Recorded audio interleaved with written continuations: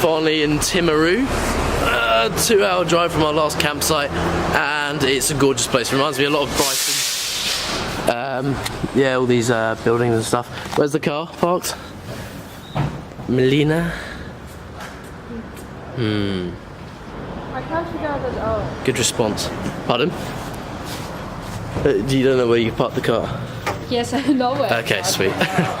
Yeah, so our camper has got a bolt loose in the water container, so we're gonna have to buy gallons and gallons of water until we can get to Queenstown. But yeah, we're going. There's not much to do here.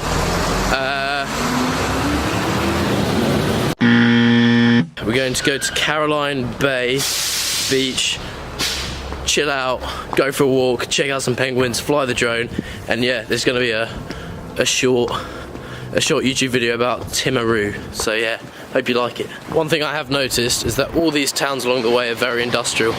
Yes, I'm filming myself. There's always some like chimneys. You're stupid. With steam coming out the top. I don't know exactly what they're.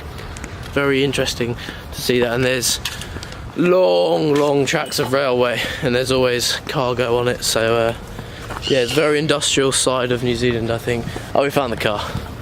Sweet as.